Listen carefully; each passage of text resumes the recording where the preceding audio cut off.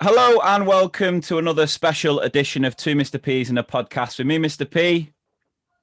And the other Mr. P.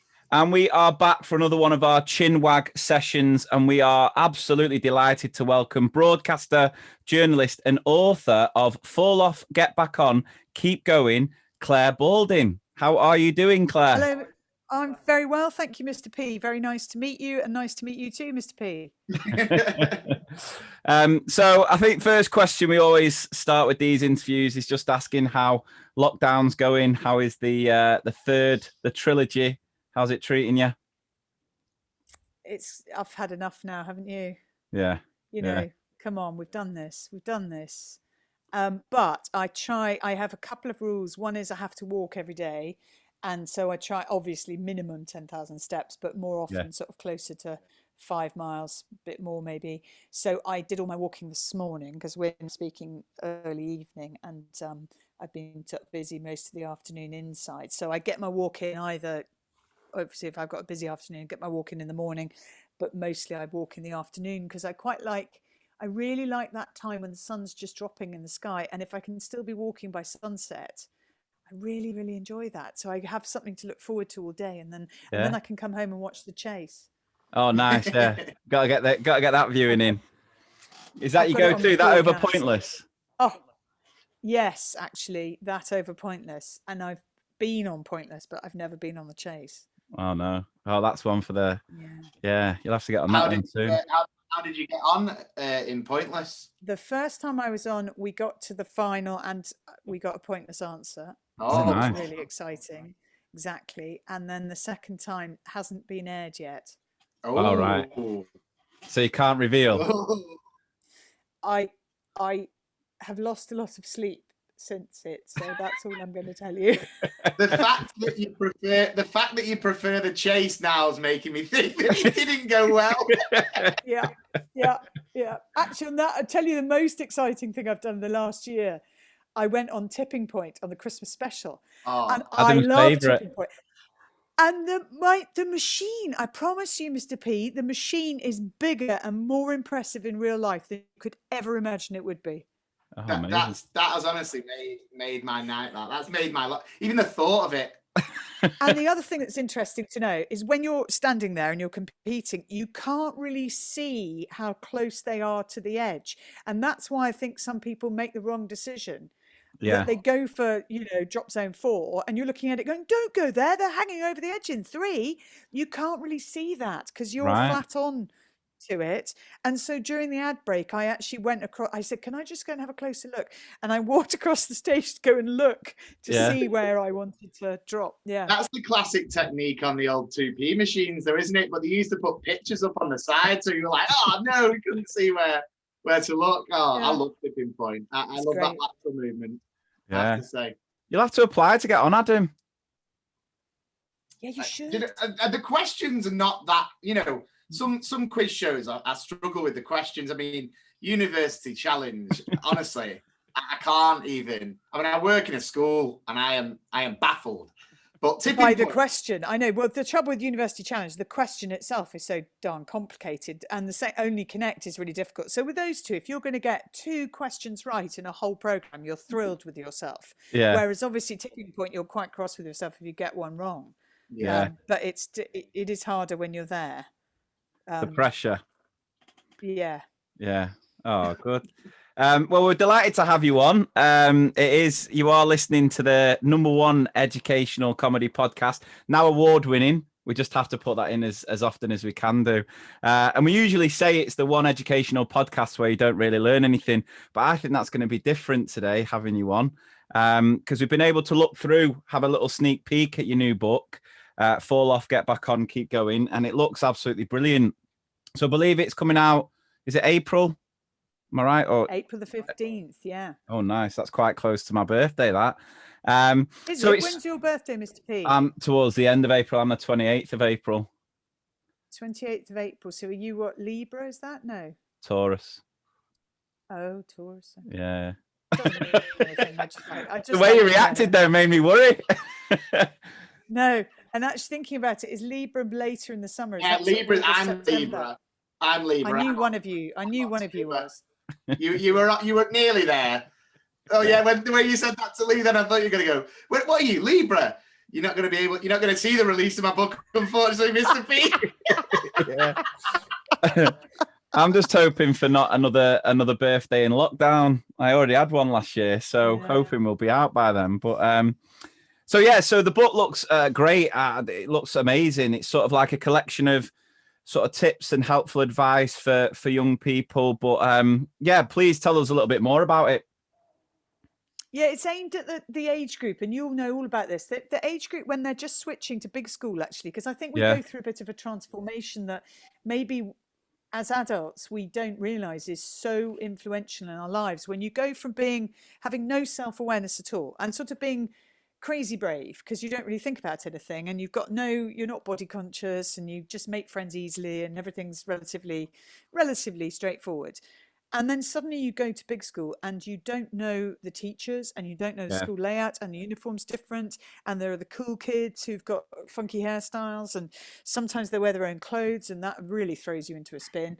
And I think it's a really difficult time in life. So it's aimed at that age group to say, look, I've been through that and I got it so wrong. Yeah. And this is how I got it wrong. But most importantly, this is how I recovered from that. And I wish I'd known these things when I was, 10, 11, 12. Yeah. So I'm going to try and tell you these things so that you don't have to go through what I went through. And you don't have to get yourself suspended for shoplifting because you're trying to keep in with the cool kids. Yeah, it is that difference. It's like going from the big fish in the small pond to the little fish in the big pond. And it is because we're looking now, like I've got 9-year-old triplets, and wow. So we're at the point now where we're considering the secondary schools. We're sort of looking at which secondary school they'll go to, which is quite tough when you can't actually go and visit because of the situation we're in. But yeah, it frightens me to death, them going from primary to secondary, because it is a completely different ball game. And it's just... I think exactly. And when you look back on it, it's the scariest thing you ever do in your life. And you don't want to say that to kids. You're about to go through the most terrifying experience of your life. That's speaking as a woman who's never had children. And obviously you're two men, so you haven't had children either physically. But which I imagine is quite scary for a woman. But I imagine. But the school bit I can actually relate to. Don't ask me to write a book on childbirth, can't do it. But I do think it's huge, and there's so much about yourself that you don't have the armor that I wish one didn't need, but I think we do. And there are various tricks that I think are really good to learn. So for example, you will have talked to a lot of parents and fellow teachers about the selfie culture that we now live in. And I don't mean that just literally of people taking, let's go and see the Great Wall of China, but really this is a photo of me, or St. Basil's Cathedral, but this is a photo of me, and look at me, look at me, look at me. I think also just the metaphorically speaking, everything is internalized. We're on selfie mode all the time. Yeah. And that can be really damaging, because all you're doing is worrying about yourself and how you look in this situation, and what will they think about me. Where actually, if you can turn the camera outwards, and if you can make it focus on the world outside, or on your friends, or on a situation, and immerse yourself in that situation without worrying about how you look in it, because you're not in the photo anymore, you've put the camera outside. I think there's so much to be gained from that, and of appreciating beauty in others and in the world. Have either of you seen the film Soul? Have you seen it yet? Yeah, love it. Oh, love it. We talked about it on a recent episode. It's amazing. I loved it, but I felt it was one of the films that I watched it with my kids, but it seemed to sort of go over there. So much of it went over their heads. Me and my wife were just I'm emotional. I get emotional at every Pixar film, but it's a beautiful film. Have you watched it yet, Adam? I've not been able to watch it yet. I'm absolutely dying to watch it, I have to say. But no, I've just not had the opportunity. It's just too much tipping point. That's my problem. That's forgivable. That's forgivable. Yeah. But it's right what you say there at that age, because the children, they are getting, like you say, 9, 10, 11. I'm starting to get it now, where my children are, you know, they've got friends who have their own phones, and they're starting to experiment a bit with social media. And I, again, when I do a lot of my training in schools, I talk a lot about how even at primary, we need to really educate children around not necessarily specific apps, but behaviors towards technology, and making sure we get that balance right, because we're facing some serious issues around things like screen addiction, and that idea of constantly feeling like you need to be validated by how many likes you have. So adding, because I always say now, I'd hate to be a kid nowadays. I think it was a lot easier for my generation because we didn't have that sort of pressure of having to look perfect all the time. So yeah, I think having something like this book that can, you know, give children a little bit of heads up and a bit of guidance and a bit of help, surely can only be a good thing, isn't it?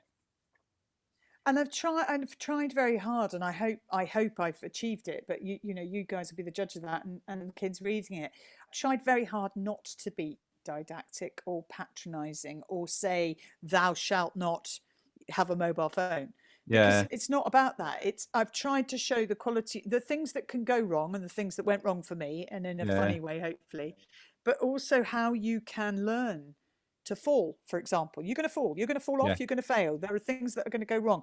How do you learn to roll with the fall, and how do you learn to get back up again, and how do you then look back on it in a way that can make you smile or laugh, or, and as long as you haven't, you know, broken bones, but it's how do you cope yeah, and keep going.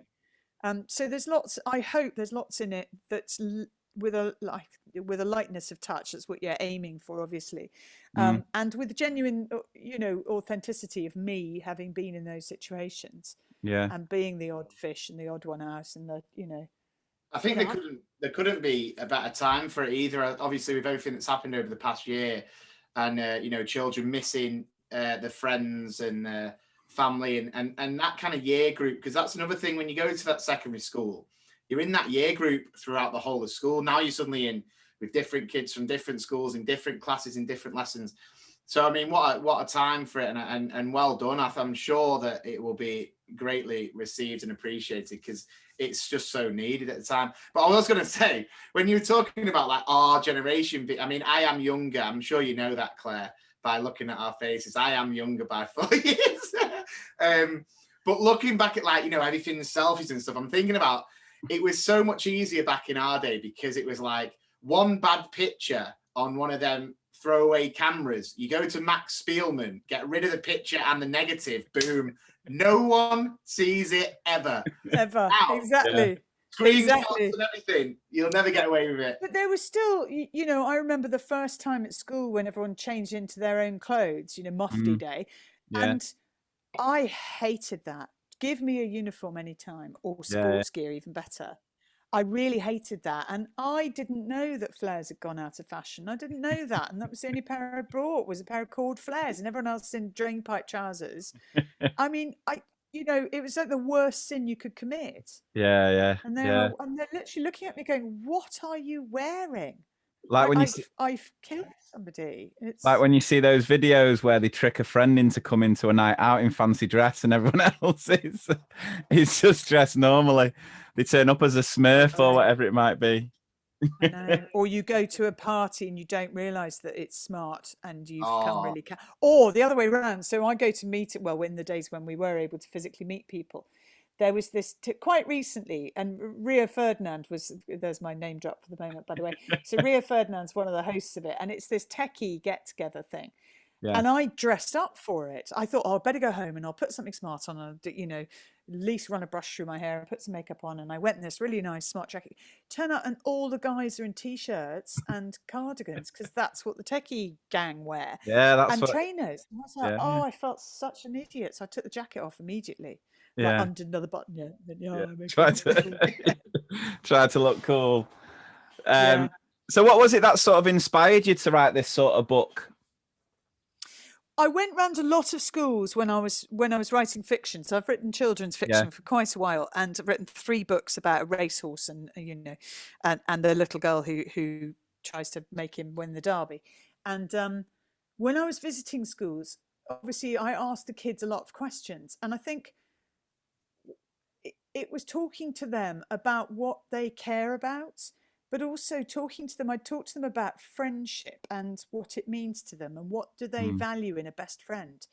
And when they start talking about their best friends, you know, they say things like, you know, he or she, they make me laugh. They look after me when I'm feeling down. They comfort me. They listen, all these things. So I would then say to the kids, and you realize those are the most important qualities.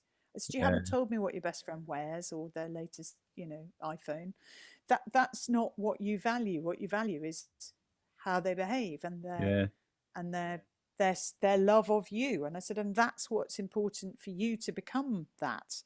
Aim to be what you value in your best friend. And it's interesting because they kind of go, oh yeah, got it. I understand this. I understand.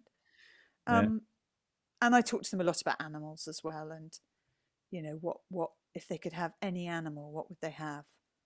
Like somebody would say a polar bear or a unicorn. And then this one little boy said, I just want my dog back.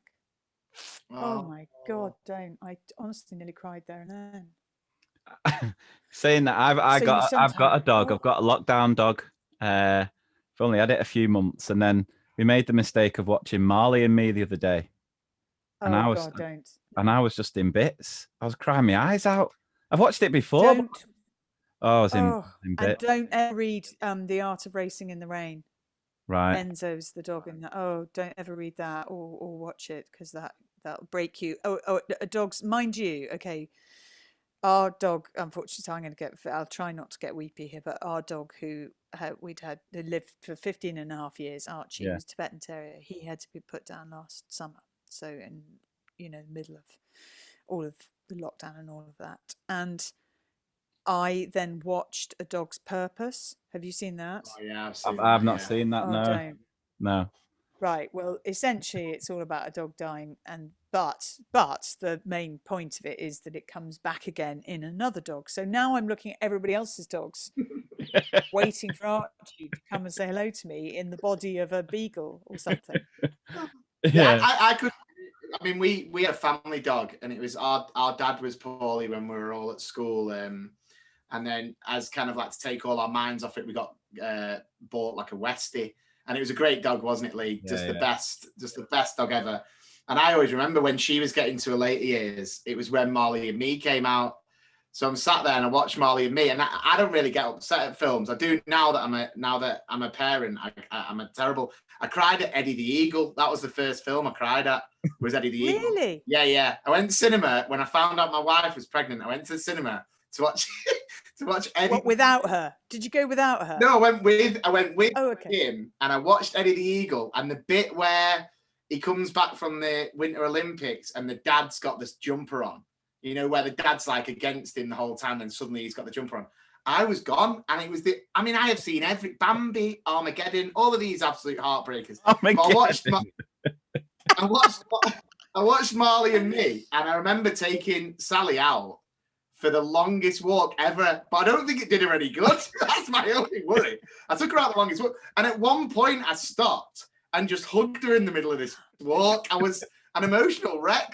This like 17-stone giant just hugging this tiny Westie in the middle of a park. Must have looked seriously a little bit. But Westies are so lovely. I love a Westie. Yeah. No, it's completely changed. What did you get, Lee? What's your lockdown dog? I've got a little Cavapoo.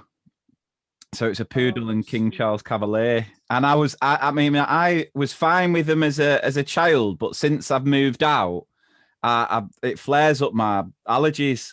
So my mum and dad have had other dogs, and whenever I go around, I come out looking like Will Smith in Hitch, where he's just puffed up eyes and all that sort of stuff.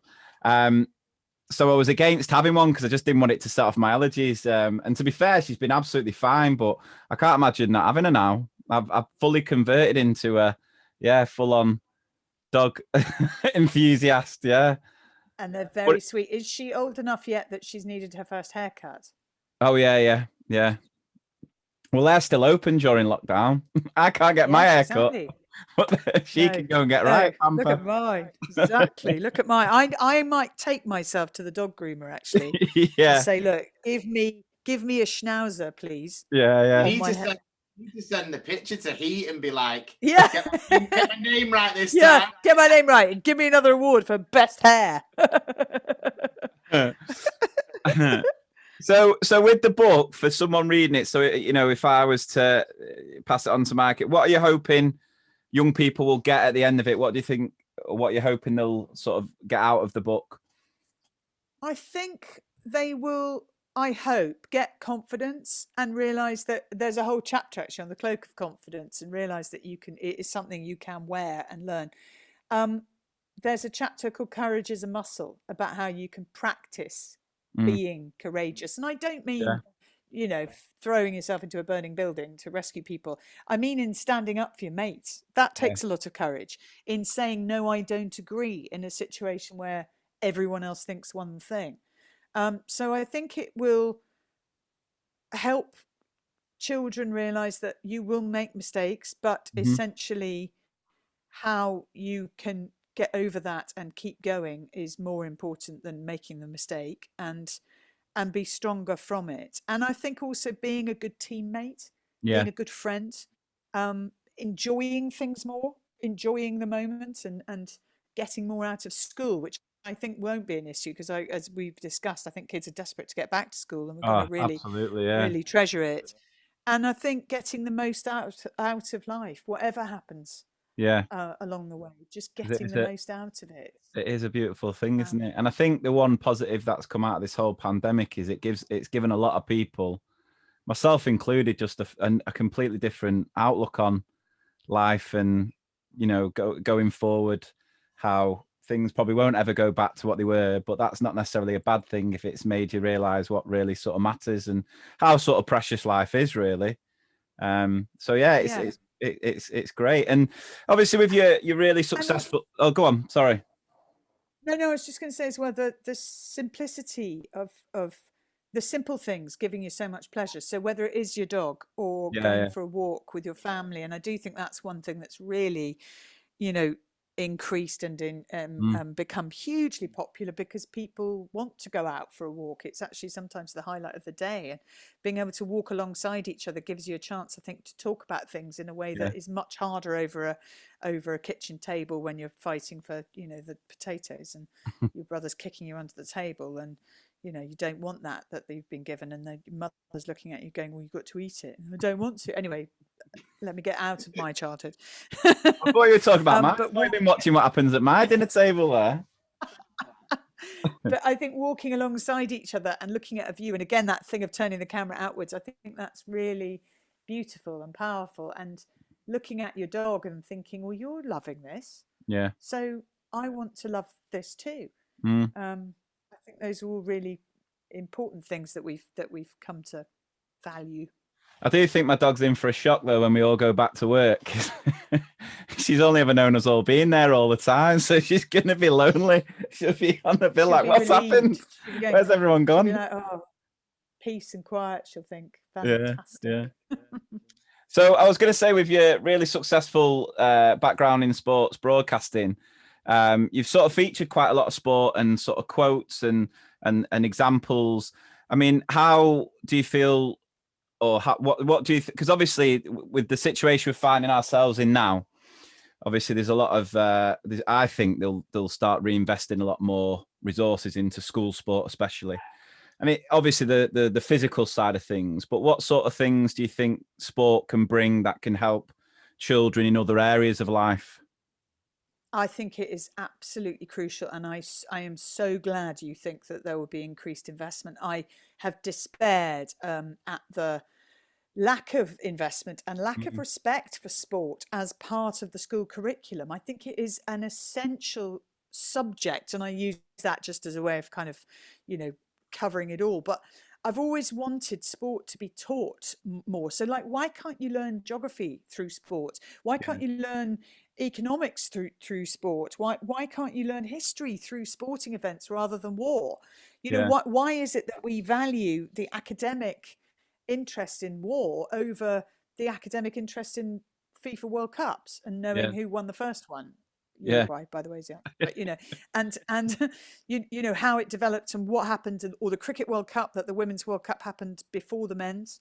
Yeah. And what is the impact on a country when they host an Olympics, for example? How much does it cost? What are the benefits? What can be the negatives? You know, actually studying the business of sport as well as understanding what it brings to your life. So there is a lot in this book about teamwork. What does it mean? Learning to pass the ball to somebody because it's the right thing to do for the match, not because you like that person. You know, communication being absolutely essential, anticipation being important, patience is huge, and there's a whole chapter on patience and actually lack of patience in players that you wouldn't have thought. So the example of Roger Federer, most people don't know that Roger Federer as a teenager was an absolute tearaway and would smash rackets. Yes. Oh, he was a shocker. And used to behave really badly, really talented. Had every shot in the book and couldn't sort of decide what style to play because he could play them all. And so, but would get really angry. And then he watched a video of himself winning a junior title and watched himself lose his temper and just thought, that's really embarrassing. Why am I behaving like that? And why am I expending all that energy being a brat? When actually I don't need to do that. So I think realizing that even the most successful, in his case, most beautiful, graceful players, even they have got real weaknesses that they've overcome. I think that's important to understand. No, you're right. And go on, Adam. No, I was going to say, I've had some of the, you know, personally, when I was at school, some of my best memories were through sport, through kind of that camaraderie, that teamwork. And then being obviously working in a school, I love my job, but and it's coming up to about a year since my last school sporting competition, and one of the last ones I ever went to, we had this child who came from like Africa, and he didn't really speak much English, but he had a love for football on the playground. So I kind of had a long chat with his dad and finally got to the kind of, can he come to this tournament? And, you know, I had to give him all the kit, shin pads, boots, everything. And then he came and we got a penalty. I mean, I was referee of the game, and it was a penalty, I can assure you. I remember I didn't have anything to do with it, you know, and the kids were just kind of like, let him take it, let him take it. So I was like, make the decision kind of to the captain. So he let this boy take it. And I'm even getting goosebumps thinking about it. The boy kicked it in. I mean, I have to say he miskicked the penalty, but he sent the keeper the wrong way. But who cares about that, eh? And the scenes, I mean, the children on the bench were running on. Parents were kind of up in arms. The referee was middle of the celebration. Oh, brilliant. It didn't look great. But, you know, I mean, we speak on the podcast all the time, and I completely agree. You know, sport as a youngster growing up, it's key in numerous aspects of how to make yourself just a better person. And, you know, respect levels, like you said, kind of giving, receiving, everything. It's one of the things that I miss the most at the moment, is the fact that, you know, the children are without kind of even just playing on the weekends. So fingers crossed, like Lee said, that the funding can get put back in it and we can, you know, start again. Because it's a good chance, isn't it, to kind of hit the reset button on a lot of things. And, you know, I really do hope that that's one of them, because I couldn't agree more. Crucial. I think also is pretty fundamental in teaching kids how to deal with success and failure, and that you're going to have to cope with both. And how do you learn from things that go wrong? How do you plan ahead? And I'd love to see more inclusion of kids in the team briefings, in the planning of nutrition and sleep and tactics for the kids that aren't necessarily going to get selected as players. Get them involved. I mean, there are so many long-term jobs in sport that are not reliant on being the star player. And I'd love to see kids being, you know, those, because I think some people's biggest sort of scarring memories at school are not being picked for the team. But what if you're then put in charge of tactics, or you know, you're put in charge of transport, and it's up to you to plan everything, or the kit, that you've got a really important role, that you're going to be a key part of this success if we get it. And we'll celebrate together because we're all in the team. Yeah, absolutely. But it's like what you said, it's just lessons in life, isn't it? So when you were saying about, passing to your teammate, not necessarily because it's someone you like, it's just they're going to do better with the but, and that's what it's like in in any industry you go into. There's so many lessons that you take from sport, and you can apply to real life. And yeah, I mean, there's a big discussion at the minute around obviously the catch up with the whole schooling side of things.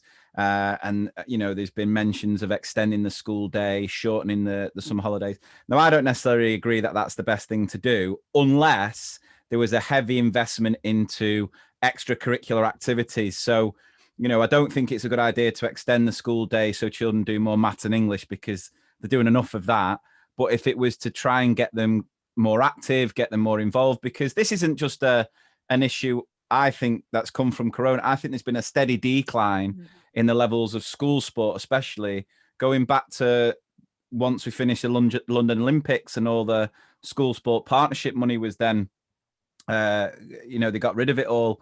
And I've noticed in our school that it's not now just based more on if you've got a member of staff who's passionate, they'll go over and above to do as much as possible. But when teachers are so busy with so many other things and they're ultimately judged on SATs and English and maths, they're, unless they're really passionate about it, it's not going to be a priority. But I just think it benefits so many other areas of life, even if it's just English and maths.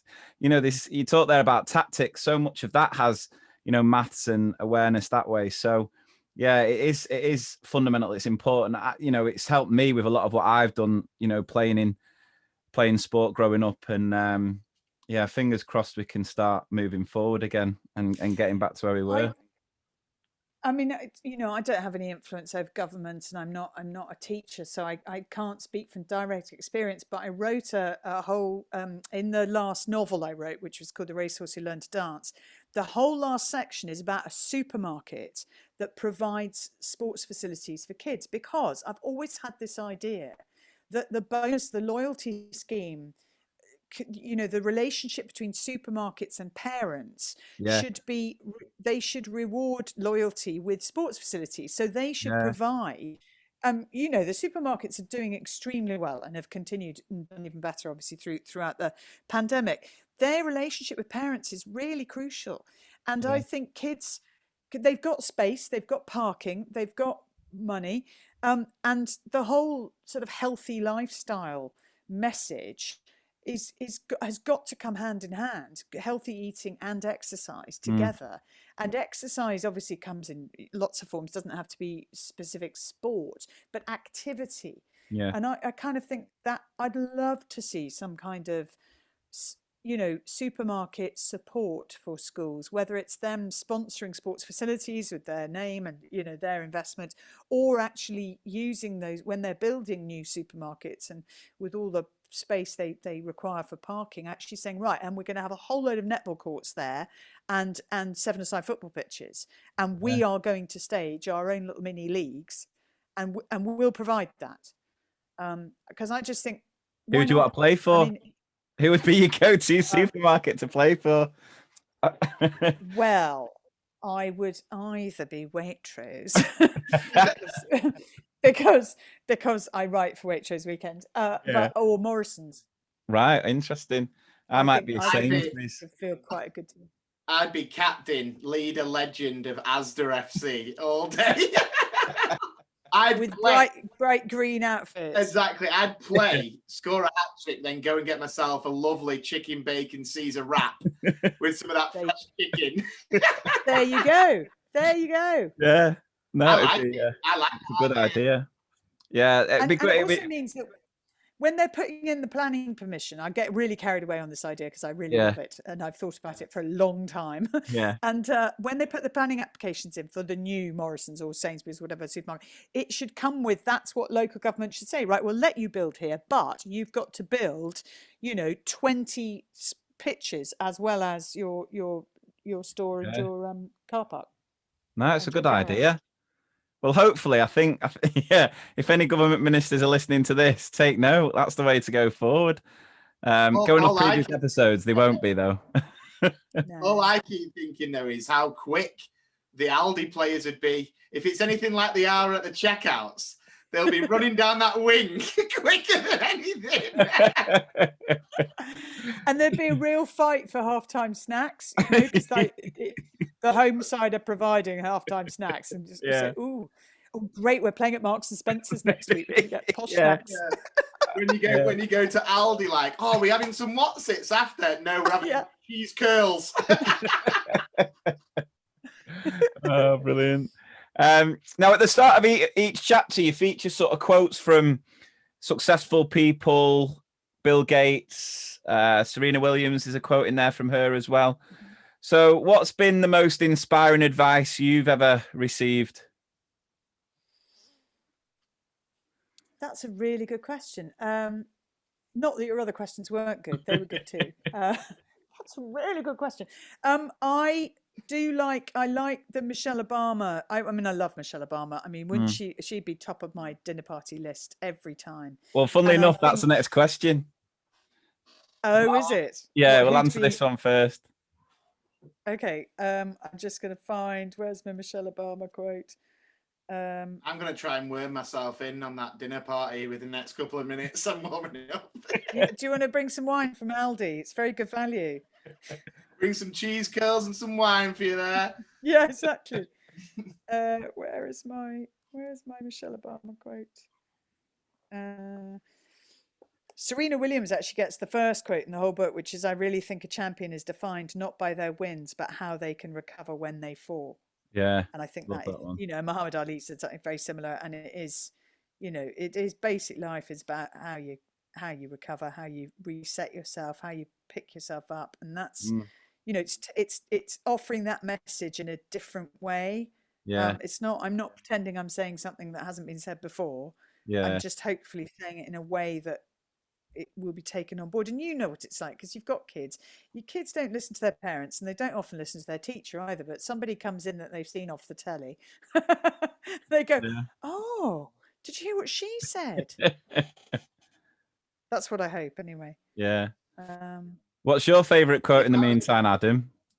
I was going to say, if I was with my daughter in Blackpool at a 2p machine and I was going, put it in slot 4, they wouldn't put it in slot 4. But if Ben Shepherd was there saying, put it in slot 4, they would all go in slot 4. Don't you worry about that. So I completely agree. Yeah, absolutely. Okay, so Michelle Obama, the quote of hers I've used is, "Just try new things. Don't be afraid. Step out of your comfort zones and soar." But pretty much everything Michelle Obama says, I'm happy to wear on a t-shirt. I used to keep quotes in the front of my diary. I still do have a paper diary as well as a Google Calendar, but I used to always have quotes in the front of them. And one of those was, "Life isn't about waiting for the storm to pass. It's about learning to dance in the rain." In the rain. Yeah, I've heard that one before. I mean, it's sort of unattributed, and I didn't put it in the book because I couldn't find where it originally came from. I don't think I put it in anyway, but that I used to think a lot. And then I'd run out into the rain, literally into the rain. Yeah. I quite like the rain. So I walk still in the rain. I don't mind the rain. I quite like it. The one that the one that I came across recently was, "Don't take criticism from people you wouldn't go to for advice." I like that one. Oh, that's very good. That's good. Oh, I'll remember that when I next get attacked on social media. Well, that's what it came. Yeah. When you get a bit of the old trolling online, it's a good one to. My go-to quote was the old, "I've missed more than 9,000 shots in my career.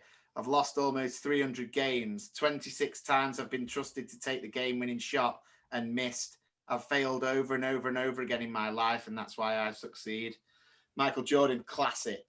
Yeah, he's in there. And that is absolutely, and AP McCoy, great jump jockey, exactly the same, knows how many races he's lost. Yeah. The fact that he's the record-breaking winning jockey ever is jump jockey ever is one thing, but he knows exactly how many times he's been beaten, and that's all he'll ever say. But you know, look at my strike rate; it was rubbish. But that's I do believe in celebrating things when they go right, but understanding that everyone, even the most successful, will have moments lots of them where it didn't go right. And and it's about really learning from that. work on And I talk about that on a lot of my training linked to social media, how no one ever talks about those flaws or those mistakes. All you ever see on social media is the best part, is the when they win and when they're being successful. And I think we have this tendency to always compare ourselves to what we see on social media and not appreciate that behind the posts will be those mistakes, will be those flaws, and that sort of thing. And also to understand when you are getting attacked, it's because you've got noticed. And you know, Ellen Degeneres is a huge heroine of mine, and she said, as she sort of became more successful, bearing in mind she lost her show when she came out and then re-established herself as a chat show host, and she said, the trouble with fame is the more people know you, the more people will like you, but also the more people will tell you they dislike you. In words to that effect. It was something along those lines. And I thought, okay, that's good to know and understand. And I have always taken the view that I never really believe the praise when things are going right. I don't overblow it. And therefore, when they're going really wrong, I can level out the criticism.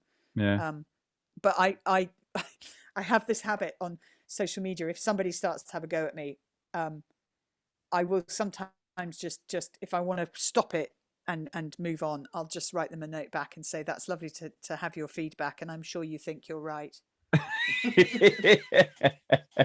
You know, and then want to put an emoji on it, but just like do it really calmly. And jog on. So the next question was, who are the other people that sort of inspire, you know, if you were to have a dinner with 3 other people that really inspire? So we've got Michelle Obama on the list. Who would be the other 2? I'd have oh, sorry, obviously the 2 Mr. P's are there serving cheese twirls and really good value wine. Sounds like the best time. I'd have Phoebe Waller-Bridge, who I just think is inspired. I think she's so talented and clever and funny and just brave as well in the way she writes. I thought Fleabag was immensely brave, and it's brilliant. I loved it. I think she's great. And because, and then I'd think of somebody who could tie those 2 together really well. So I might go for someone like Olivia Coleman, who's just really, she's so lovely. And she's worked with Phoebe, obviously, and Michelle Obama know who she is because of The Favourite and her winning an Oscar, and would have loved that speech. And she's the queen. And she's the queen, exactly. That's who. That's a well thought out dinner party. That. Yeah, because I've tried to put them together. You know. Like, that's good. What about you, Adam? What would you go for? Well, obviously Clare Balding would sit at the top of the table, serve the wine. Exactly. Bringing me them cheese whirls. I'd have to go. LeBron James. I'd have to have there. I absolutely admire the man. I adore him. Even though he has a little stake in Liverpool, I'm willing to forgive it because I love him that much. Are we talking just inspiring people? Because I would have Jennifer Aniston there. I think everyone who listens to them. How does she inspire you? She inspires me. Inspires something about them, yeah.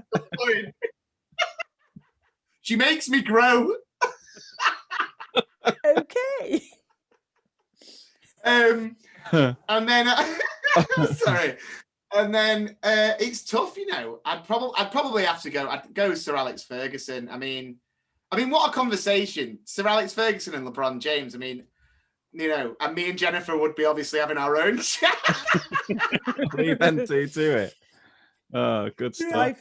I know Fergie quite well, and he will occasionally ring me, and he rings, and it'll come up, you know, unknown number or whatever the lock. You know, he's got a protected number, so I know it's him because he's the only one that happens. And it'll usually be after I've said something, either about women's football and how I think it requires more attention and better coverage and, you know, more investment and that.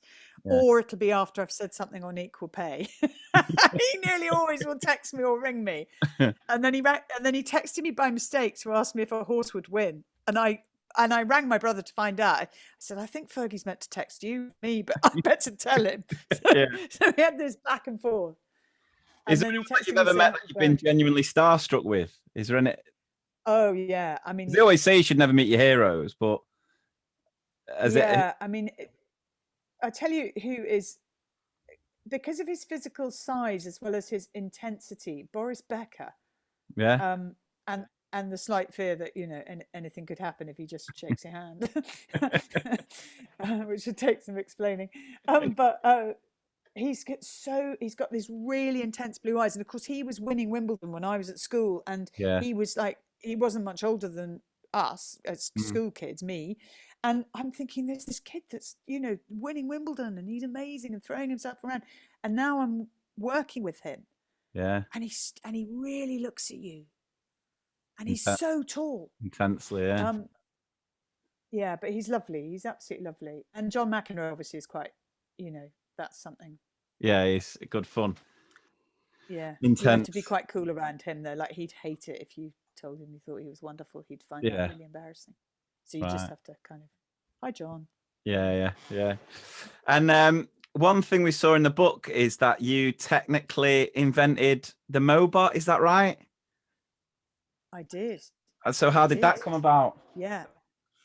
Well, on A League of Their Own with the brilliant James Corden, and Mo Farah was on the show. And this is well before London 2012, probably a year ahead of London 2012. And Mo was just starting to be considered a medal possibility. I mean, not that he was going to win 2 gold medals, but, you know, it might happen. So we were talking about Usain Bolt and his lightning bolt, you know, and how cool that was. And maybe Mo should have a celebration. If he were to win, what would he do? And I just, I know. He could do the M from YMCA. And I was doing it on my head. And then I sort of, you know, like when you think, I'm going to suggest this, it'd be really, really good. And then you say it and you think, oh God, I sound such an idiot. And everyone knows I'm an idiot. And why have I said that? And Mo's kind of looking at me and the audience aren't really going, yeah. And James, to his absolute credit, just said, that is a brilliant idea. And we can call it the Mobot. Nice. And he went, go on, Mo, do it. And Mo did it. And then off we go. He should have trademarked right there and then. That would have been it. I know. No, he came across really well on I'm a Celeb, didn't he, Mo? Oh, he's a lovely guy. He's a lovely guy. And he wasn't allowed to go off running or anything. Yeah. During it. No. He got very weak. I mean, would you say that was, of all the things you've reported on and been involved in, the 2012 was the ultimate? Yeah. Is there anything that comes close? Nothing will ever top that. And I'm really happy to say that, because I just think what an immense privilege to have been involved in it. And I think just the feeling of positivity and joy and the massive shared experience that it was. Yeah. I just thought it was such a wonderful thing to be involved in. And to be right at the heart of it was so special.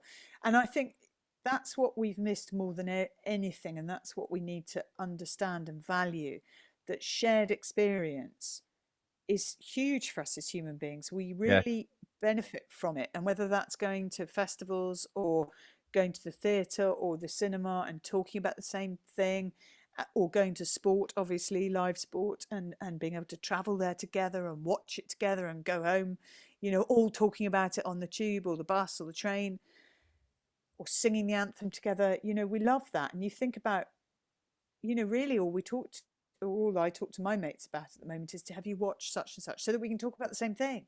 Yeah. You know, or weren't England awful in the Six Nations? Yes, they were. They were terrible. Really awful. They were terrible. Yeah.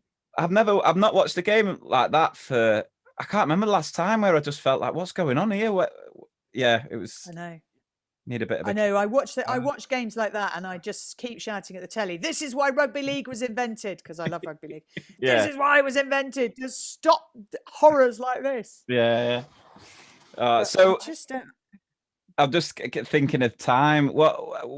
we normally talk on the podcast about obviously life in the classroom and that sort of thing. What were you like at school then? I got into a lot of trouble early on, and I talk about that in the book because I think it's important. I got into trouble, and then I was quite quiet for a while after that, and then I sort of discovered a love for English, and I do, that's why I wanted to be a writer, and broadcasting, I suppose, is an extension of that, because it's all about communication, it's about storytelling, it's about vocabulary, and descriptive language as well is important in broadcasting, I think. So yeah, English became my thing, and that's where I felt most comfortable and confident and felt I could really shine. Was there a particular teacher, or was it the content, the subject itself? I had I think came just before O levels. A teacher came sort of straight from Oxford, or she'd studied English at Oxford, so we were so impressed. Yeah. And so she wasn't that much older than us, and she was called Miss Healy, and she was brilliant. Yeah. Very hard to please, never impressed with anything. Would stamp on you in a second if you were being too cocky, but clever, and wanted to know your opinion and would ask you why, made you think differently about things. Just got me reading poetry, exploring things outside the curriculum. So not just doing things because you were being told to do them, but saying, look at this. I think you'll enjoy this. I think you'll like it. This is a poet called Emily Dickinson. She's not on the syllabus, but just have a look and see what you think. I really loved that and valued it, and kind of treating you as if you had an independent brain, which I'm not sure I did have at that stage, but you keep in touch with her now? Well, weirdly, so this is the weirdest coincidence. I will see her at some point this year, I think, because I'm the president of the RFL, which is the Rugby Football League, and the chief exec of the Rugby League is a chap called Ralph Rimmer. And when he asked me to take the role as president, he said, I know your immediate reaction will be to say no, which is exactly why I think you should say yes. I said, well, that's very counterintuitive. He said, oh yeah, it's because I know a little bit how your brain works, because my sister-in-law was your teacher. Oh wow. And I said, which one? And he said, Miss Healy. I said, that's not just my teacher, that was my favorite teacher. I'm like, yes, I'll be president of the RFL.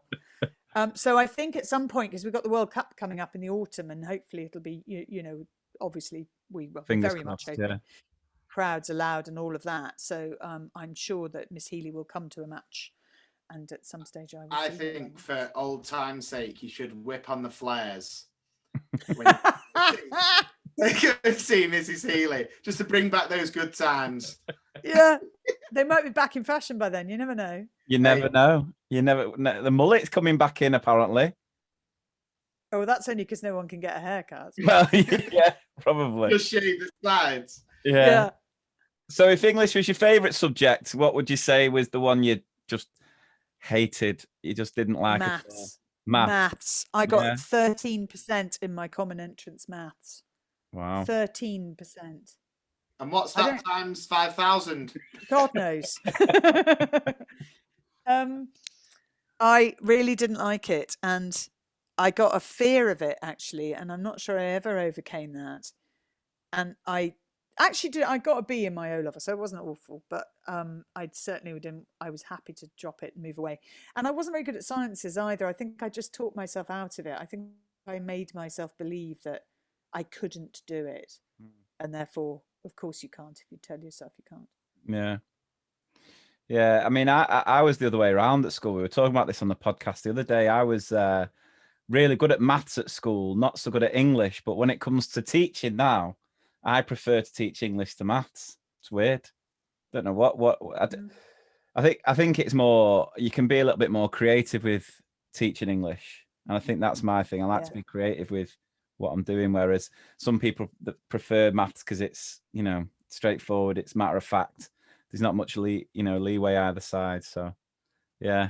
The only reason I'm a massive fan of maths now is, do you remember when you were at school and the teacher would say, you need to know this, you're not always going to have a calculator on you, but we've always got a calculator on us. It's on our phone. Exactly. So listen, throw anything at me, I'll whip my phone out, bash, bash, bash, done.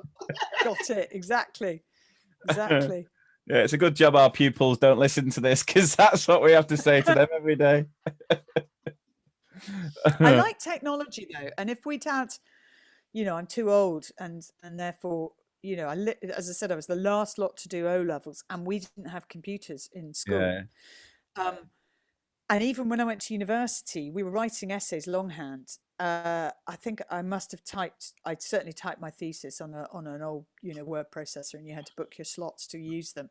But I really enjoy technology, and I'm quite good at it, and I'm quite creative with it. Like, I love all my recording kit, and I've got my little camera set up at home, and I can get a sort of version of AutoCue working if I need to. But I mean, I just really enjoy all of that, and I'd love to have studied that at school. Yeah. Is it? I mean, it's a funny one. I love it, and that's what I sort of do. So I work part-time in my school, and I visit schools doing teacher training, basically trying to get teachers to embrace and utilize technology a little bit more, because the potential to it is just unbelievable. But I think I always say there's too many people who sort of make wrong choices with technology and sort of don't explore the creative possibilities with it. Because the fact, if I was probably the reason I didn't like English when I was younger, because my handwriting was awful, and that was the only way you could express your thoughts. Whereas now you've got you've got an iPad there where you can create your own little films. You can do the, presenting. You can do green screen by just getting some green backing paper. Now, if I had that as my, end product it would have made me so much more passionate about the writing. Whereas for me, it was always, it's just going to go an exercise book. I'll get told that I'm not joining up my letters, and it wasn't necessarily about the ideas. Whereas now you've got so many other creative outlets to share, your thoughts, your ideas. And yeah, I think it's amazing. And that's what I say to kids who ask me about getting into broadcasting. How do you do it? How do you do it? I said, well, you've got what I never had. You've got the ability to self-broadcast and produce and edit your own content. You can be really creative with this, and you can share it with an audience. And absolutely, that's amazing. That's an amazing power to have. Well, it's like the podcast, really. I mean, we've, you go back 15, 20 years, we'd only get this opportunity to reach this many people if it was a business, if it was a radio show. Yeah, radio show, which would have never have happened. Yeah. Whereas now we've been able to build and sort of get this platform where we reach so many fellow teachers, educators, parents, and anyone who wants to reminisce on what school's like. And it's amazing. And Jennifer Aniston, obviously, who's that's the dream. Hopefully it can cross the seas to LA, and Adam can have it heard by Jennifer. Does she live in LA? Adam, you must know. Where does she live? I can tell you the exact house number and road if you need to. The GPS tracker. No, I mean, you are right though. I mean, even though I think 20 years ago, maybe not you, Lee, but I've definitely got the face to be on the radio. That could have done a job. But it is amazing, and I completely agree. I mean, even just kind of messing around with like iMovie and stuff and making them. Love that. It's easy as well. Like, so, I mean, I do work in a school and I do the sport and the PE and everything. And when it comes to that kind of like science, you're saying that. I mean, I was bobbins at science, and I don't mind admitting that. But it's kind of like, if that was there for me and if I was able to do it in different ways, like Lee was saying, it would have helped. So that's why, I think it's good. Things like what Lee does with ICT is the fact of like getting teachers to use it more. And this lockdown has actually made a lot of people kind of turn to the tech side. So, you're looking for them positives out of all of this craziness, aren't we? Yeah, and definitely. And I think going back to what we were saying before about getting more children involved, when I used to do the school football team before I went part-time, that's every week, one of the children had to write a match report, and then they could blog it on the school website. And we had a couple of examples where we actually filmed a couple of games, and the children would add a bit of commentary over the top. And I just love the opportunity, for that to be more involved in the curriculum, because there'd be some children who would absolutely fly with that. Not necessarily the ones who are best on the pitch, but they could describe it and they could excel. But going back to my point of selecting kids that aren't necessarily going to be the star player, that's another role, that they become the reporter. They set up the match. They tell you who you're playing.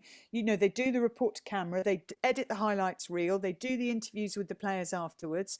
And they do a bit on the bus as everybody, digests and discusses what happened. I think that's a really important role. Yeah, absolutely. Because there's so many, like every football team now has their own sort of social media, not the official, but there's, I think the United ones like Red Devils, and they set up like Zooms where they watch the game together, and they're getting thousands upon thousands of likes and subscribers and all that sort of stuff. It's a completely different world, isn't it? And the potential to it is so exciting. It's just trying to ignite that passion in these young people, that even if they might not necessarily be the most talented sports people, they can still have a career, they can still have a love for sport, and then, make something of themselves in a different avenue. Yeah, absolutely. So I've got two more questions before we do wrap up. So the first one we ask all our guests, if you could change anything about our education system, what would it be? Well, I've discussed it. It would be sport, and it would be making sure that a really big, useful chunk of sport has a protected allocation every day.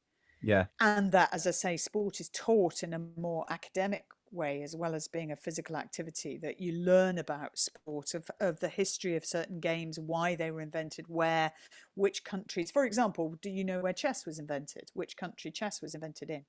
I'll give you an A, B, or C. China, Russia, or India? Russia. I'm going to go India. India is correct. Because you were thinking, is India in the list, weren't you? You were thinking, but when was it invented, and who by and who developed it? And take it right through to the Queen's Gambit and get them all watching that on Netflix and, bring it right up to date. But I think there are lots of really interesting things about sports that are not explored in a historic sense, but also the healthy element, the nutrition, and how many calories, what should we be eating, what's going to make you strong, how are muscles developed, how do you increase your flexibility or pliability, all those things that are, if you were going to be a gymnast, how do you make it, how do you learn to go on the bar, for example. Anyway, stuff like that. I think that could be really interesting, so that's what I'd change. Yeah, I'm with you. I'm with you on it, absolutely.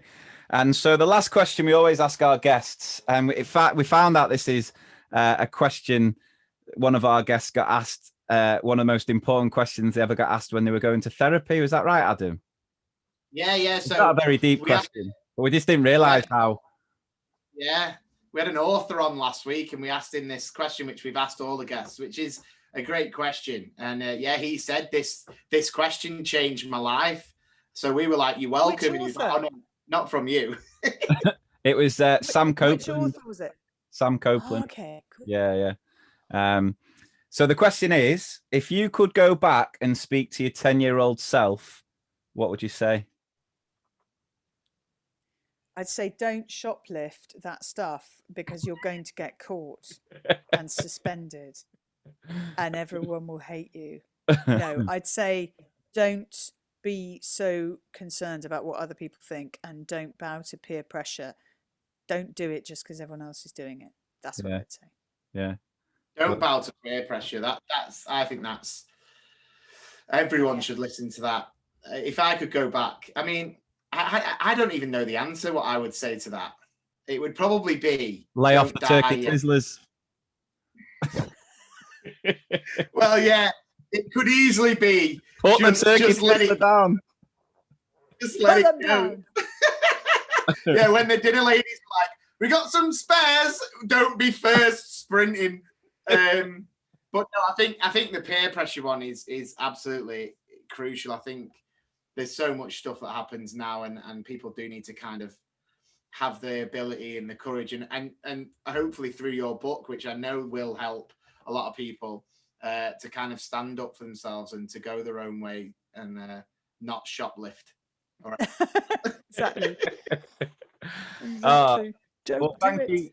you so much for joining us, Claire. We've absolutely loved that. It's been a great chat, and I think everyone listening will really enjoy it. So yeah, do go and check out Claire's book. Well, your other books that are already out, and then the new one, Fall Off, Get Back On, Keep Going, which will be out April. That we said that April the 15th. That's the one.